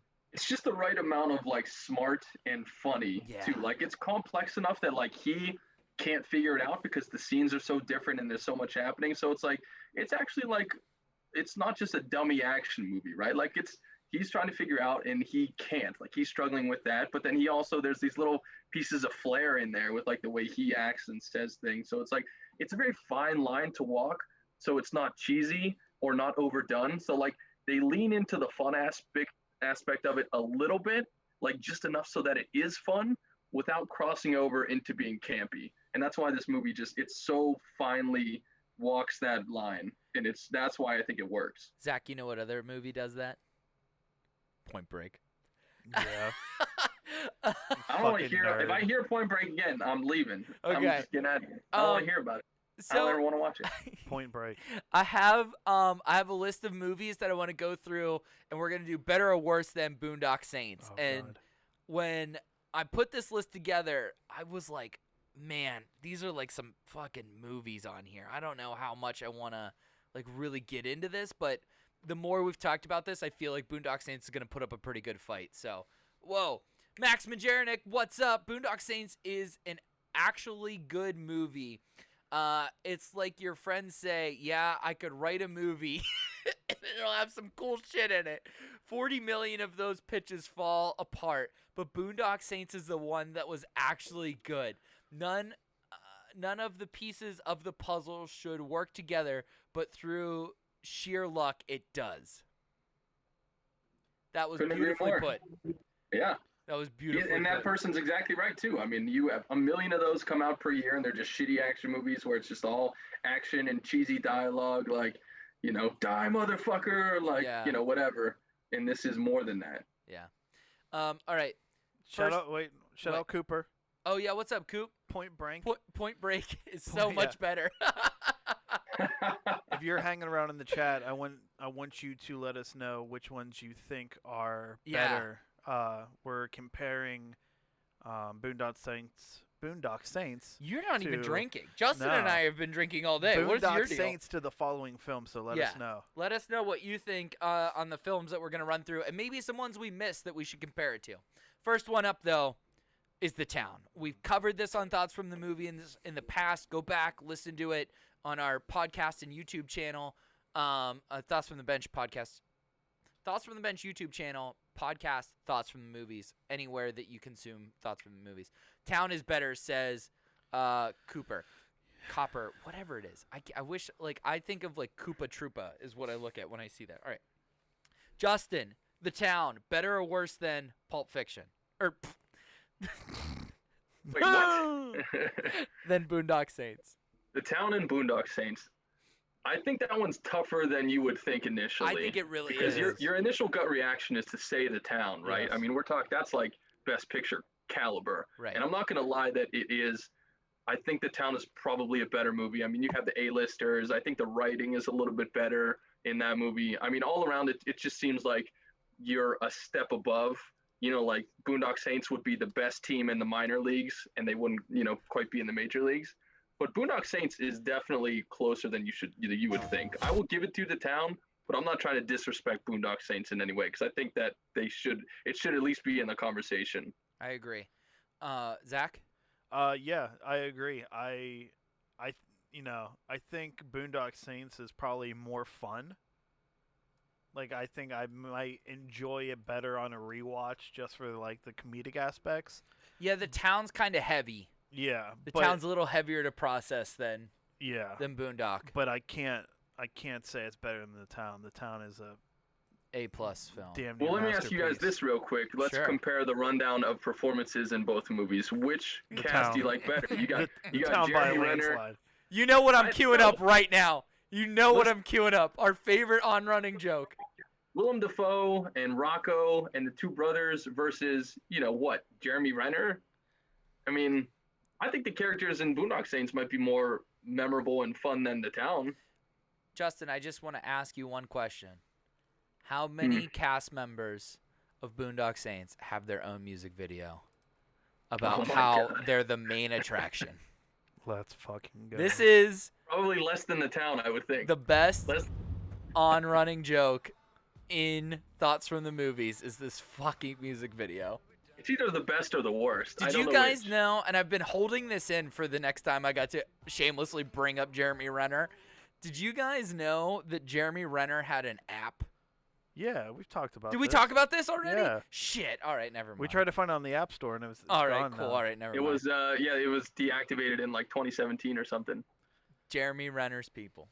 Jeremy Jeremy Renner had an app. He has a music video. He's the main attraction. Anyway, I love it so much. It makes me so happy. I love to hate it. That's I how know. I'll describe that It's music video. the best. It just makes him seem like such a douche. Yeah, it really does. Action's better too. More invested in the characters in The Town. Yeah, I think that's probably fair. I mean, it's a lesser character, but people forget Chris Cooper is his dad in The Town. Mhm. Chris Cooper's a damn fine actor. Oh yeah. In jail. And then whoever we- plays the fucking florist uh-huh. is the Oh, most Pete Postlethwaite. evil Yeah. bastard. R.I.P. Yeah. Yeah. No. And Blake Lively, we talked about. She's underrated in that movie. Yeah. Yeah. So all right, we'll give it to The Town, but closer than you think. The next one, and I'm just getting them out of the way now. The Departed. Better or worse than Boondock Saints? Fucking worse than. I know that's how you feel. Fucking Justin, worse. Wait a sec. The Departed is worse than. Why do you hate The Departed so much? It sucks. You're nuts. It's just not good. Why do you say it's you're not good? objectively wrong. I don't like it. It's not I fucking hate The Departed. What are you on your period?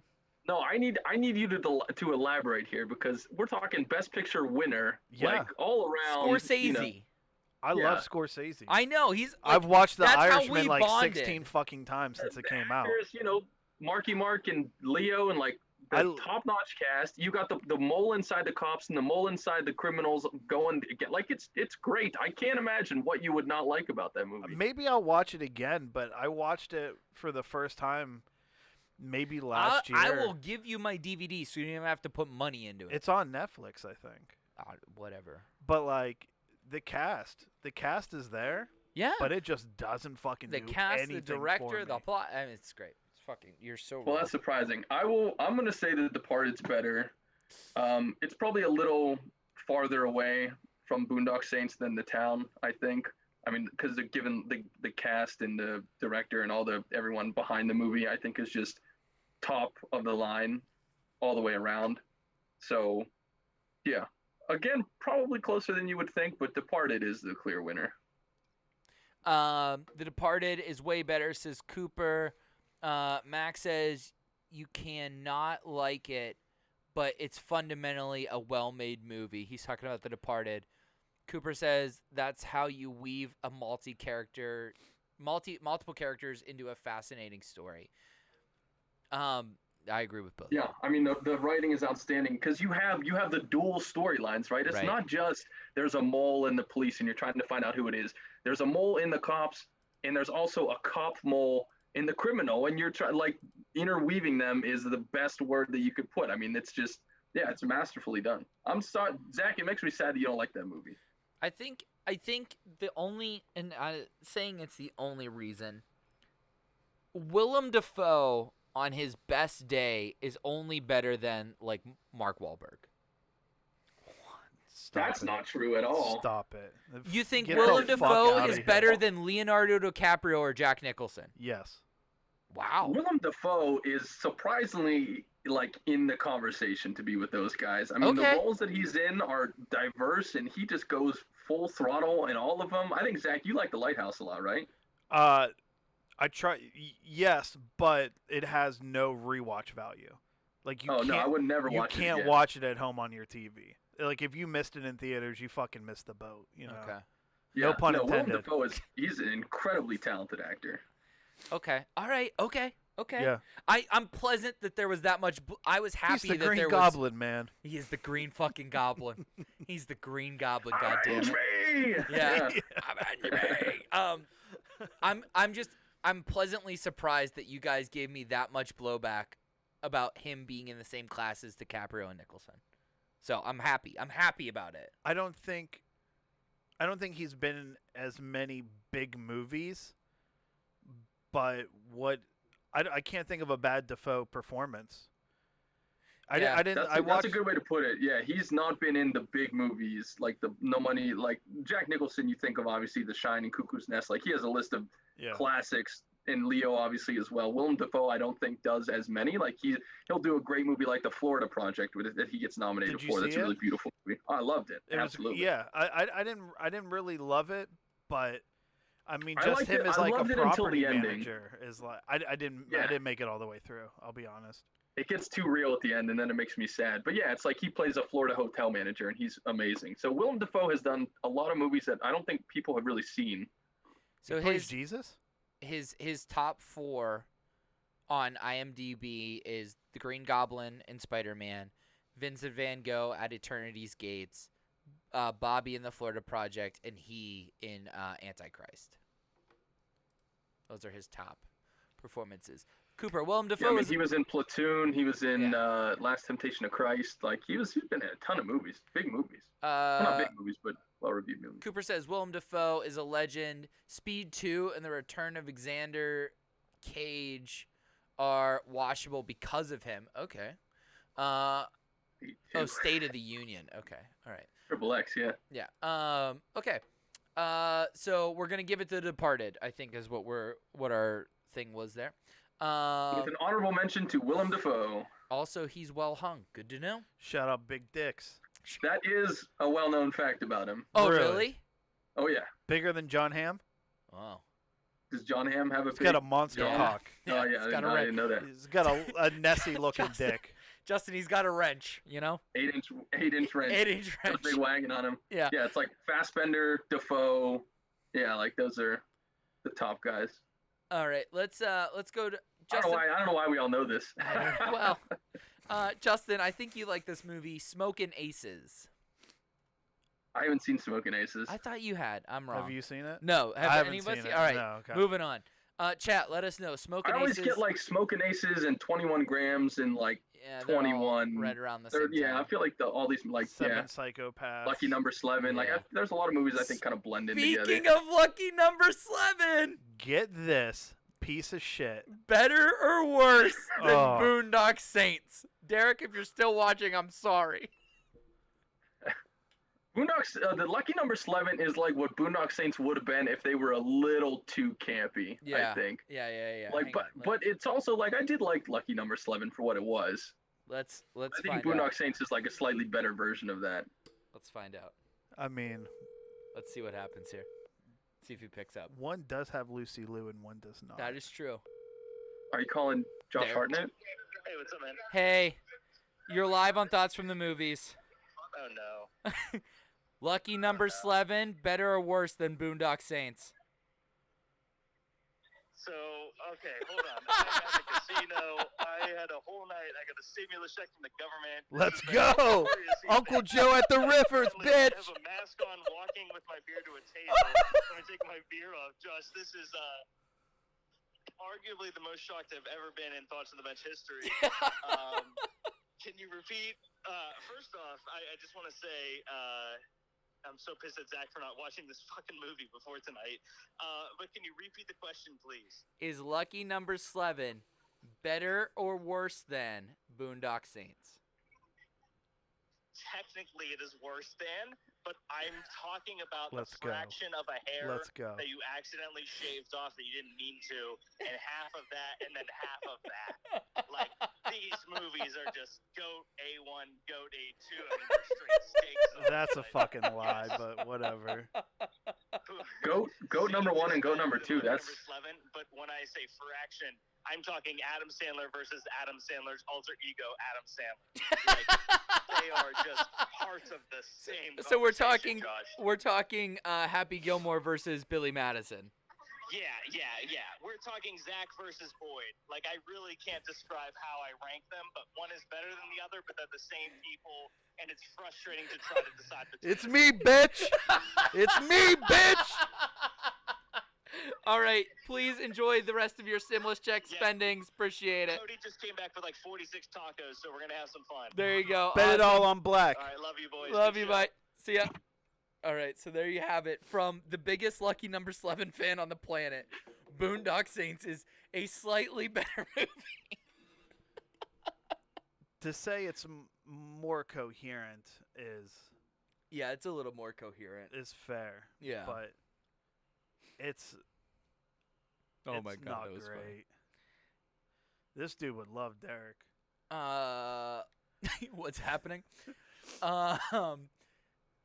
There will be they're the same movie as Boondock Saints and Smokin' Aces. Smokin' Aces is, but Jesus Boondock is better than Christ. Smokin' Aces. Hello. You just made up that comment. Yeah. Lucky Number 11 is better because it's more coherent.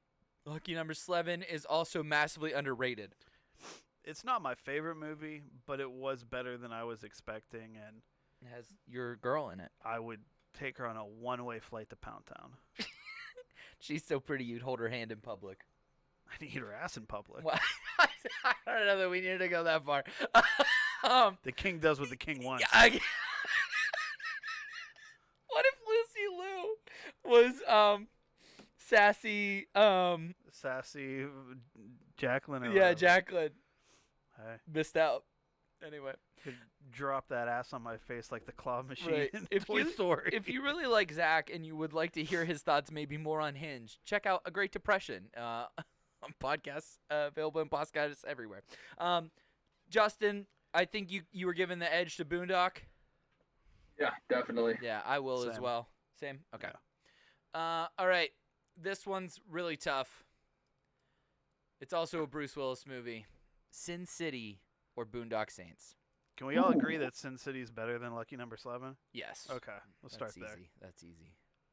Oh, I fucking love Sin City. do Oh too, my dude. god. I do Sin too. City wins in a heartbeat. And I love Sin City 2. Shout out to Sin City 2, which does not get the love, but I Okay. fucking love Sin City. That is a masterpiece of a movie. That's in my top 10 all time for Oh, sure. really? Oh yeah. Oh, wow. Okay. It's so incredible. I love Sin City so much. Is Sin City better than Boondock Saints, Zach? I've only seen Sin City once, Okay. but Well, you've only seen Boondock Saints once. yeah, but I saw this Recency like years bias, ago. yeah. But I'm gonna say Sin City because I know that like Boondocks is like a cult classic, Yeah. but I think Sin City like kind of was like a cultural shift. Not a fair comparison. Yeah. Okay. But like when Sin City came out, like people were like, "Oh, like movies are different now." Like Yeah. kind of like changed Yep. like movies for a minute. And really was at the before the comic book boom, a movie based on a comic book. But also like if you read the comic book and then watched the movie, you were like, yeah, that's exactly what that would look like. Yeah. Like that and The Watchmen were like, oh, nailed it. They killed it. Well, the shot selection in Sin City and the composition literally is taken from the graphic frames, novel. right? Like it's the frames from the graphic novel on screen, right? And what the words, the dialogue and everything are what they say. Like Robert Rodriguez didn't even take a writing credit on the movie. He just credited Frank Miller because Right. it's the exact same thing Who is as the graphic the novel. GOAT? Like, Yeah. we're I talking mean, about that movie has been called the perfect comic book graphic novel adaptation to film in Yeah. a world where we've had many of them and a lot of them have been shit. So that one really, really set the bar. Coop says Sin City sweeps it. Max says it's not a fair comparison, but Sin City's much better. And he's picking The Watchmen over Sin City as far as the perfect adaptation. What, the Zack Snyder Watchmen? The movie Watchmen or the TV show Watchmen? The movie Watchmen, yeah. The movie Watchmen was a little bloated. I don't know. I haven't seen the TV show, though, so I can't compare the two. So here's where I'm at, guys. I love Robert Rodriguez. Particularly his finest masterpiece, Planet Terror. I haven't seen it. Justin, you've never seen that movie, right? No, it's... I haven't, but I know that there's this chick and she has like a gun Yeah. for a leg, and somehow Yeah. you're like shooting the gun as a leg. I don't know. It doesn't make any sense. It's the best. I have to pick Boondock Saints, and here's why. Sin City's a little bit long. Boondock Saints is a little bit shorter, and I think it's more fun. And at the end of the day, when we talk about movies, it's meant to be an escape, and there's parts of Sin City that are a little bit too real for me. Boondock Saints is fun. Really? I would watch. Sin City is too real for you? Yeah. No, movie's like a fantasy. Nah, like the rape and like some of the ways that they kill people and like it's a little bit too much. And that's just that's a preference thing. I think if we're looking at, actual filmmaking, Sin City is amazing. But for my personal taste, I will watch Boondock Saints 1,000 times. I'll watch Sin City like $1.50.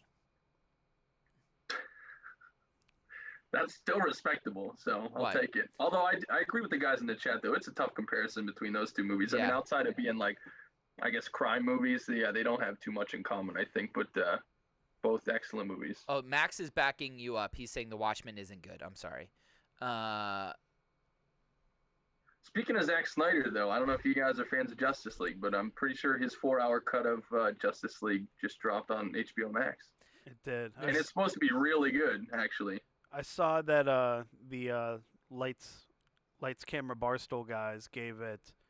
They gave the original cut like 40 out of 100, I think, and the new cut they gave like 75, 80.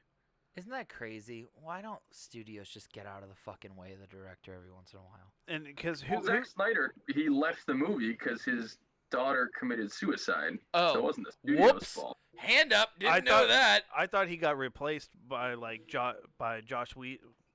They brought Joss Whedon in after Zack Snyder Which left why? the movie. Has Joss Whedon has done nothing that's been like commercially a success, I feel like. He did the Avengers. Did he? Yeah. Oh. He would know, not Buffy. me. He did Buffy. So Buffy like was I know Buffy was like a big one, but then he was involved in like Charm and like Firefly and like some really like obscure like underground kind of shit, right? Yeah, Josh Whedon was like the original Marvel guy before the Okay. Russo brothers came into it. Oh. He's like the Phase 1 guy. He made some And good movies. that's why they brought him in. The whole thing was that Zack Snyder's traditionally more of a moody, heavier kind of filmmaker, and that Yeah. Josh Whedon is a little bit more lighthearted and fun. And so what happened was when he filmed half of his Justice League, and it was like really dark and moody, and then Josh Whedon comes in and made it a little bit campier, then it became just really an uneven mess, and that's what a lot of people's complaint with it were. So, Zack Snyder's cut is supposed to be pretty stellar, from what I hear. I'm not a fan of the DC movies in general, though, so I haven't watched the Justice Leagues. I think I only saw the first Superman, which was lame. Like, I saw Wonder Woman, but the DC, like, in general, I don't really care about. Cooper, I did just Google it, and Zack Snyder did quit. He did not get fired. I just wanted to make sure because there was some conflicting reports here. Did you guys see the tweet that Ryan Reynolds had today? No. That he will, he's the sponsor of Aviation Gin or whatever. Yeah. So he was like, in lieu of the release of the Schneider cut, before watching it, I will consume copious amounts of Aviation Gin, and for the first time, watch the Green Lantern. Oh, wow. The Green Lantern, oh my God. Is he in Justice League? No. He's But he's Deadpool. He's in the Deadpool. Marvel Universe. He's in the Marvel Universe. He did a very bad Green Lantern movie that is, like, notoriously one of the worst movies ever fucking made. Oh, Yeah. And, yes. like, Is I that the one understand why that he's Seth never seen Rogen's it. in? Yeah. He's like No, that was Kato. the Green Hornet. Oh, Green No, Hornet, it's the Green okay. Hornet. Yeah, Green Lantern predates like all that. That was like 2009 or something. Like it was just the effects were terrible, the acting was terrible. Like it was all around awful. All right, let's move on to the next movie. Gangs of New York, better or worse than Boondock Saints? Ooh, you coy bastard, and you coy bastard, throwing this one in there. Yeah. Gangs of New York is one of Scorsese's most underrated movies. I truly love that movie more every time I watch it, and I appreciate it more. Have you guys seen Gangs of New York? Never all the way through. Oh. It's too fucking long. It is a It's long too ass movie, long. and it can be hard to follow at parts. Like it's super dense, but like that's world creation at its peak for me. Like they built that entire set of like the 1800s New York. It took them like 6 months, but they like everything about it is so rich. The costumes, the accents, the sets, like it's all so phenomenal. I love Gangs of New York, and I think not enough people appreciate it in Scorsese's canon. Hands down better than Boondock Saints. Okay. I've never seen it, but I know you love that movie. That's why I wanted to put it in there. Oh yeah. Josh Wheaton wrote Cabin in the Woods, which is one of the most underrated movies in the past 10 years. Abso-fucking-lutely. I'll give him that. Max, you should have a People do love that conversation with the Rank King because he loves that movie. All right, so Gangs of New York or Boondock? Well, if you haven't seen Gangs of New York all the way through, it's tough to. It's That'd not be it's tough not to that get I never finished it because it was bad. I just never. was too I would long. like fall asleep or some shit. But it's hard to go against the king, It is hard to go against the King Boondock and I can't Saints. think of his name. What is dude's name? Scorsese, No, Leo, no, the other one. Daniel Day-Lewis. Yeah, Oh. it's hard to go against Daniel Day-Lewis. That is one of Bill the Butcher in Gangs of New York is one of my top 3 favorite characters in all of cinema history. And I wrote a paper on it in college. He is hands down. That's one of my favorite characters, hero or villain in all of film. When we did Silence of the Lambs, he was one of your best on-screen villains of all time, I believe. Yeah, it's So. up there for sure. All right, this one I have a lot to say about.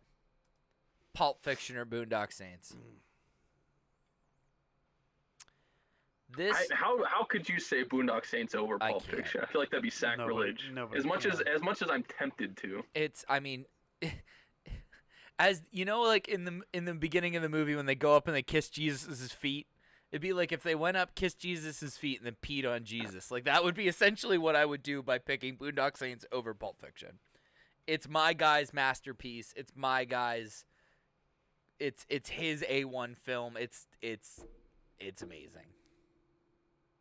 It has to be the most quotable movie ever, too. Pulp Fiction. Yeah. Boondock Saints is close though. I don't even think it is. But yeah, I mean, That's just I would like go Boondock over Pulp. Yeah.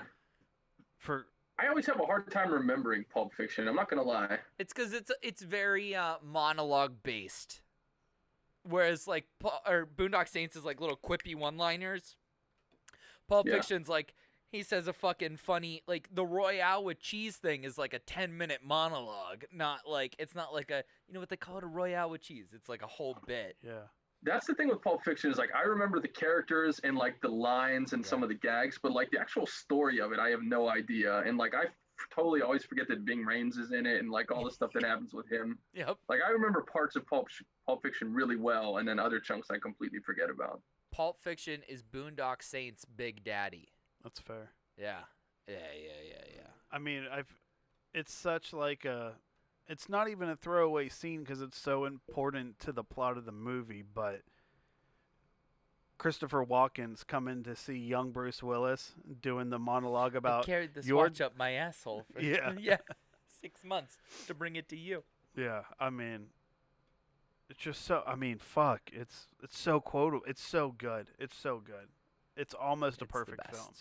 And fun fact about Pulp Fiction that Yeah. I think you guys might probably already know, but in the beginning of the movie where Tim Roth is holding up the coffee shop, Mm-hmm. there's the coffee shop manager. And so he runs over. He's like, "You're not going to be a fucking hero, are you? You're not going to be a hero." And the guy's like, "I'm just a coffee shop." And he cuts off before he can say manager.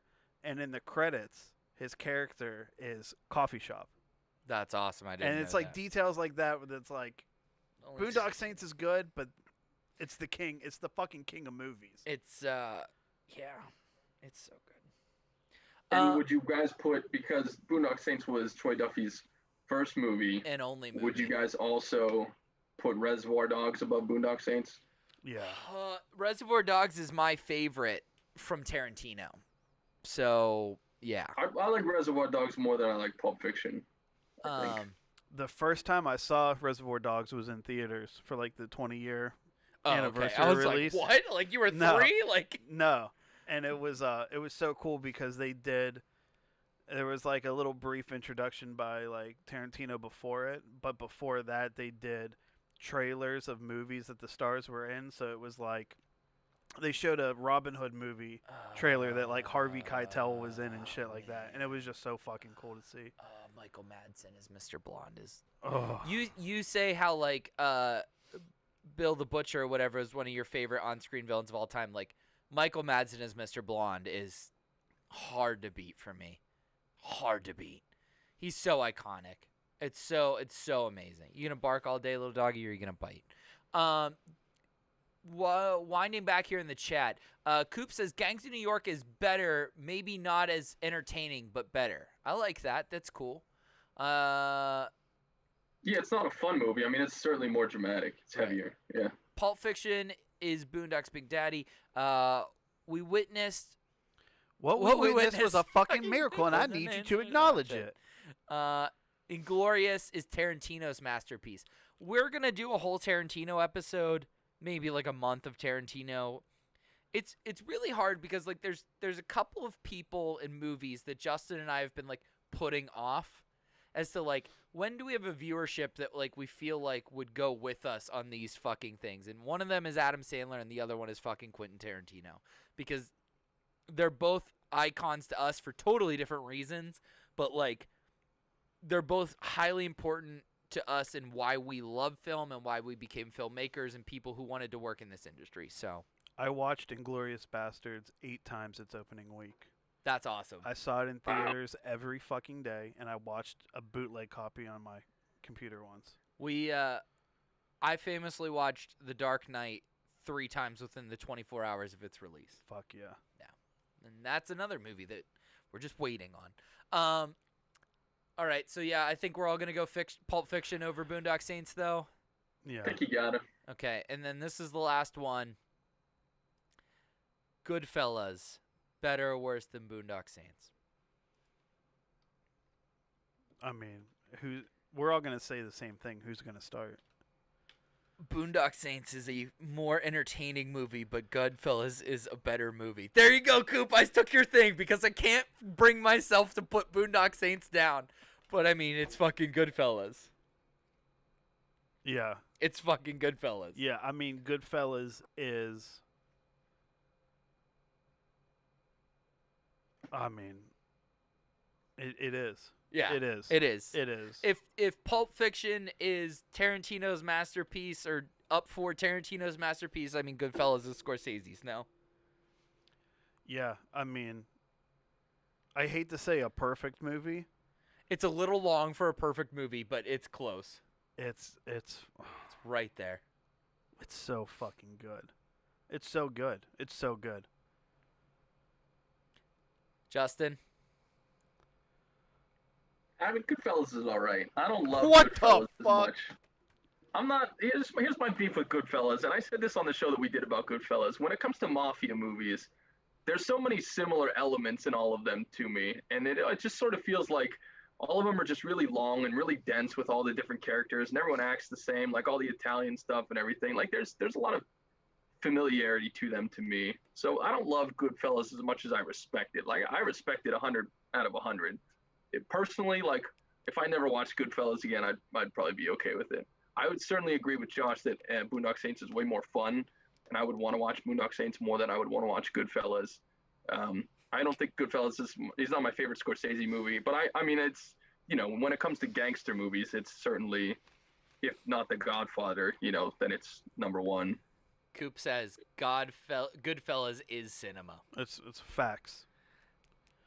He's not wrong. Coop also said I did that for Spider-Man. I watched it 3 times in one day. And then Max says, fun fact, Quentin Tarantino directed a scene in Sin City, which I did know that because he and Robert Rodriguez are very close. Do you need that? Yeah, he directed the whole Benicio yarn. Yeah. Yeah, it's pretty awesome. Have you just random Goodfellas connection? Fun fact. Have you ever seen the video for AFI, He Who Laughs Last? No. So before AFI was like kind of an emo band, they were like a hardcore band. Right. And it's a single from their album, Very Proud of Ya. But it starts off with like Davey Havok like sucking on a lollipop. And it's like, as far back as I can remember, I always wanted to be in a hardcore band. Oh, and then that's the song cool. kicks in, and it's fucking tight. AFI's pretty tight, period. Emo or hardcore version. All right, and then we're going to wrap up the show. And this, we have a bunch of viewers right now, so it's pretty fun because this is arguably the best part of Boondock Saints is the fucking quotes. So we're going to do overrated, underrated quotes, okay? So I'm going to just rattle off a couple of the quotes, and you guys can tell me if it's overrated or underrated. Can we touch Yeah, and on if what it still Max said holds in the No, It yeah, chat go still real ahead. quick? holds up too. So Max says Goodfellas falls into the trap that Scorsese movies fall into, where he glorifies the bad guy lifestyle, then rushes the ending where they get their comeuppance. I don't think that's wrong. I don't think that's a hot take. I don't know if The Irishman does that. I certainly wouldn't say that. I agree with him in certain movies. I wouldn't say The Irishman If does there's that, one thing though. The Irishman does, it is not rush. It doesn't rush. It does not rush. It's actually cool. Can we talk about The Irishman for a second? Please. So, Well, it would be a good day to. wow. Yes, it would. Heyo. Yes, it would. So it's pretty, and you know, I'll put my hand up, Justin. I fucked up. So Justin had read the script for The Irishman months before it came out, and he sent it to me, and he's like, "This movie's being made. Read the script, and then you can like see the movie." And I was like, "Man, this is like 1,000 pages. I'm not gonna fucking read this." I wish I would have fucking read it.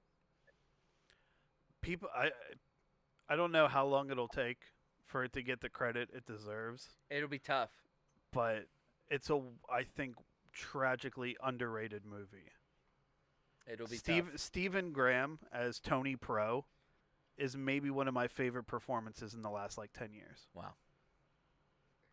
I think that in time, The Irishman will become more appreciated than it was when it was released. I mean, being the whole Netflix at the Oscars thing, certainly I think was in some people's minds, and then the runtime, obviously. But if you look at it as an objective film with the older stars and the story that Scorsese was telling versus the other gangster stuff he'd done in his career, I really do think it's a different story, and one that isn't seen as much with sort of the aging gangsters, reflecting back on their lives and things like that. It's definitely different. And I see what you're saying there, Zach. I think in time people will come to appreciate it a little more. Agreed.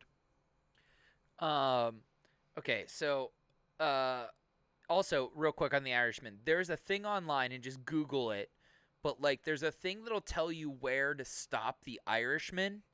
It's so it kind of turns it into 3 1-hour episodes, and I know, Justin, you never like to stop movies or anything, but it definitely helped me get through it. I think Netflix had a certain cut of it on there too, where they broke it up. Endgame was better than The Irishman. There's a better than worse than for you. That's an interesting Endgame, take. but It's kind of interesting. You're not up to Endgame yet, yeah. no. I kind of want to analyze it. I'll save it, but it is kind of interesting because they're both amalgamations of things. You know what I mean? Right. Irishman's kind of blending all of the major Scorsese movies into one, with all of his actors kind of coming back to play roles, and then Endgame obviously being all of the Avengers together. It's kind of interesting thought. All right, so I most of these quotes are paired with two quotes. So overrated, underrated. This is the old guy who owns the bar. People in glass houses sink ships. Overrated or underrated? That character is underrated. If people Yeah. are watching and never seen Boondock Saints, I mean, it's this old Irish guy bartender who A, has a stutter, B, has Tourette's, and C, doesn't understand how to put an idiom together. So Yeah. he's mixing all his sayings and everything. So Proverbs. he's stuttering and mixing up all his sentences. So It's yeah, I Joe mean, he is Biden. definitely underrated. Yeah, his sayings are funny. Underrated. Underrated. Underrated. Why don't you make a leaf and get the fuck Get out? the fuck out of here. Yeah. Underrated. I mean, he's Yeah. he's great. He's just that character's underrated. All right. So It's great when he's at the hospital with all the nuns and everything, and Oh, it's yeah. Fuck. of course, ass, fuck, shit. ass. and then Connor goes, "Now none of that cursing was directed at you," to the kid, the cancer kid. Here's 2 from Greenlee, and tell me which one you like better. They decide to go stumbling down the alley. Tooraroo-ra-roo-ra. Well, wrong fucking alley. Or, where you going? Nowhere. Fucking nowhere. I'm giving it to fucking nowhere. Fucking nowhere is great. Well, yeah. Well, it's great because of the context too. It's the Yeah. 2 dead guys in the alley. One of them's ass is all bandaged up. He's like, yeah, the guy with the ass bandages ain't going nowhere. Right. Where's he going? Right. Yeah. Where you I going? mean, Nowhere. that character, by the way, is he actually has most of the funny lines in the Yeah. movie, and Yeah. he's portrayed as an asshole as Yeah. a detective in the PD, but he's got some good lines for sure throughout the movie. Yeah. All right. In the same sequence here. So when Smecker shows up on set, he tells Greenlee to get him a coffee, and Greenlee is a high-ranking detective in the Boston PD. He's like, "Who the fuck is this guy?" And so then he goes, they're talking about where the water's coming from, right? And Smecker goes, basically they make a bet, and the bet is, he goes, "Oh really? I just might be wanting a bagel with my coffee." Yeah. So then, the next scene, they're riding up in this elevator. Smecker's got a bagel, right? And then it turns out that the water was coming from a broken toilet or whatever at the top floor of the thing. And he goes, "I'm going to start the ass kissing with you." And he points secretly over his shoulder. Better or worse than, or overrated, underrated? Underrated. Underrated. Which one's better? Yeah, fairly rated. You know what's an underrated Greenlee scene is whenever he's there. He's in the, like we were talking about, he's in the police precinct, and he's like, "These guys are miles fucking away by now, Yes. and you're gonna need a carrot on a stick to get these rabbits back, or Potato, whatever." And then potato on a stick. You on would a have stick, better yeah. luck dragging a potato on a stick. and Thanks then for coming Greenlee's just out. like, And then they come in and they go, "You'd have better luck with beer." And he's like, And then he's like, and then that's when Smecker turns to fucking Greenlee, and he goes, Greenlee. He's like, Onion anyone else bagel, want a coffee cream cheese. while Greenlee's going out? Yeah. And Greenlee's just like, God damn it. It's so good. All right. This is one of my all-time favorites. What's the symbology there?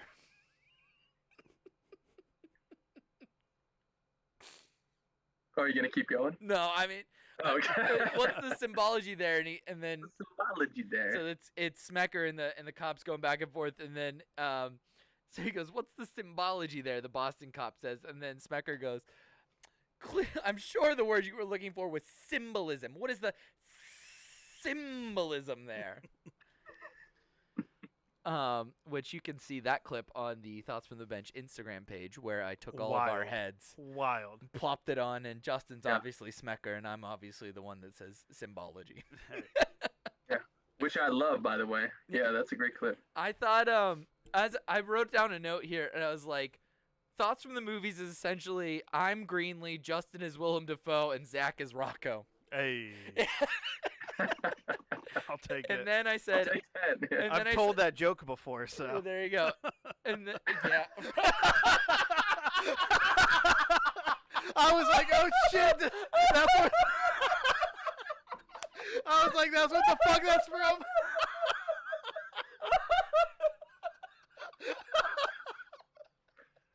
I was like, oh, that's fucking familiar.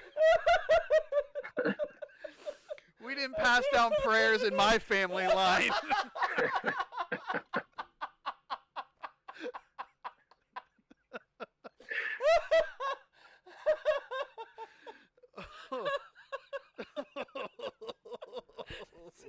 So Zach goes, "You mean to tell me all the gypsies and Irishmen are out of America?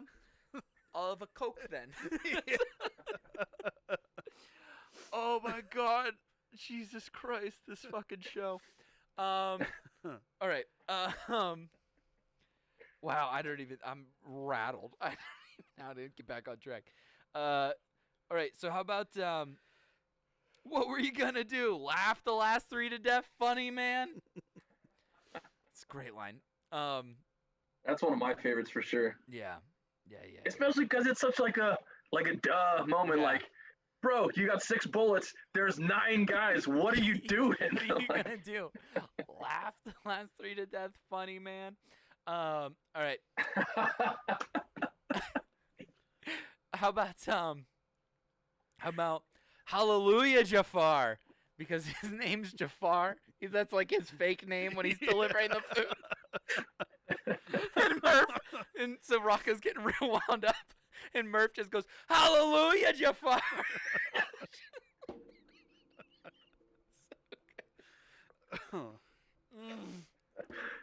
throwaway lines in this movie are so great. Yeah, I mean they really are.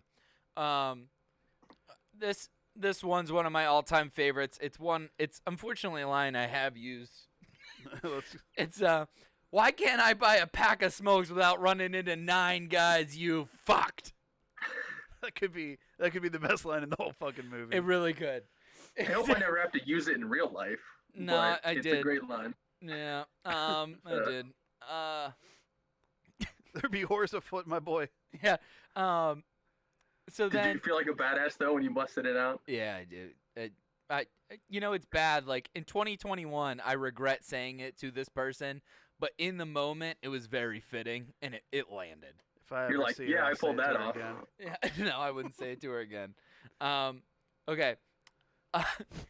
So when they're gonna go in to shoot all the guys in the titty bar, Yeah. and Rocco's got the mask on that he made himself, Dude, it's fucking harder than it looks. and Murph I can say. and Murph goes, "No, put it on. You look fucking scary." He does. He looks like the fucking scarecrow fucking from scary. Batman Begins. How did we not talk about the whole scene at the titty bar when he's like massaging the tit and he's like, "Come on, guys, let me shoot the guy. I gotta make up for. I gotta make up for that tit thing. Come on, let me shoot him." And he goes, "I'll tip her."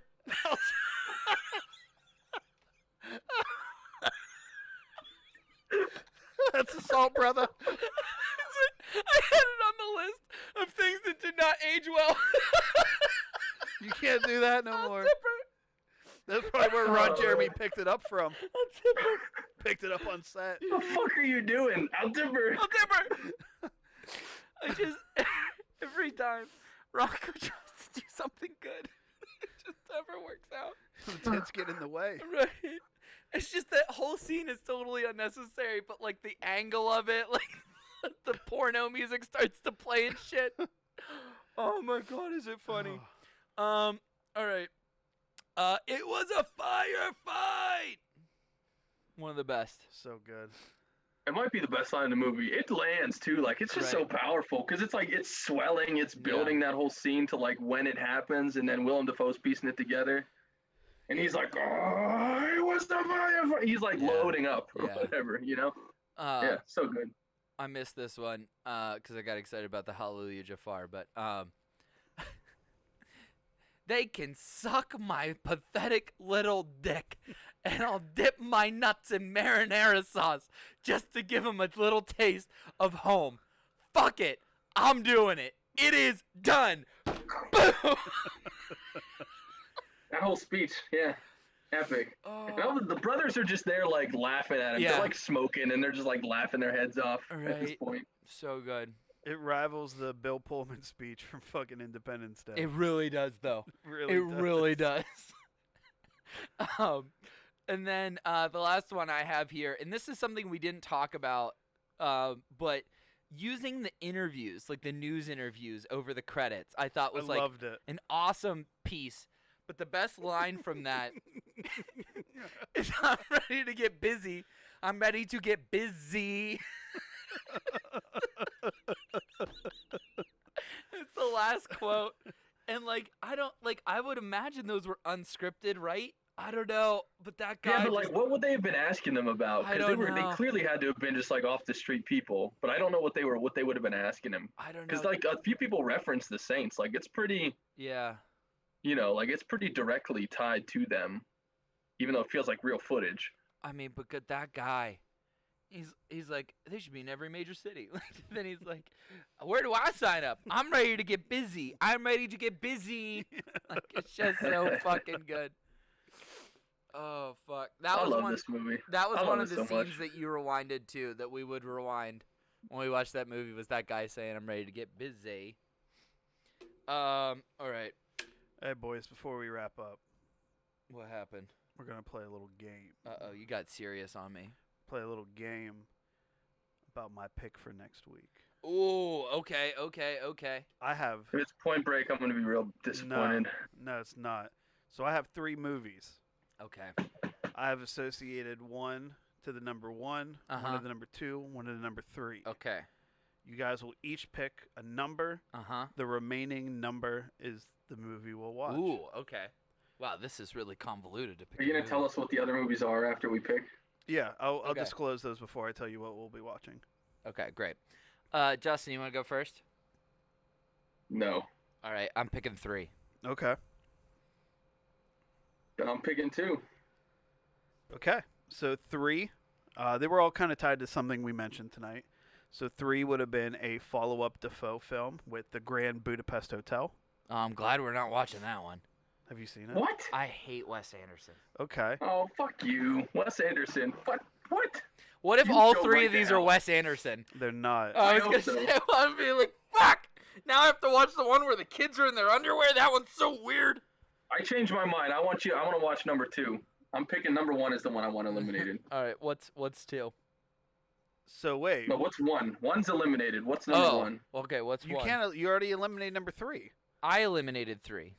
Oh, okay. Yeah, So you're I eliminated number 2, but I want to eliminate number 1. I want to switch. okay. Cool. So number 1 would have been Scorsese's Casino. Ah, damn. Did we Wait, not watch Casino? No, I guess we didn't. no. So Okay. we're left with number 2. Which is? You guys ready? Yeah. Next week we'll be watching the fucking Rocky Horror Picture Show. Oh, wow. Okay. We're on a string of cult classics, and I'm not We're mad headed about to it. transsexual Transylvania, guys. I don't know what that means. I've never seen it. Oh. What? Oh. You're kidding. I have not seen it. Oh. It's nicer than Betty Monroe had. So Wow. What? Damn it, Who's Betty Janet. Monroe? you won't get any of these. It all makes sense next week when we do the time warp again. That was the final dance at my wedding was the time warp. Really? Everybody got up and did the time warp. Apparently not Justin, but he must have been macking on somebody. The Rocky Horror Picture Show is in my top 5 favorite films ever. I don't hate that. My biggest Tim Currents is it? Not Tim Currents. Tim Curry. Tim Currents was at my wedding though. You might have been macking on Tim Curry. Currents. You two were like tied at the hip. Yeah, I love Tim. Shout out Tim if you're watching. Yeah, Tim Curry though, isn't it? Right? Tim Curry. Yep. Meatloaf. Yep. Susan Sarandon. Yep. Who's the guy that plays Brad? Oh, I forget.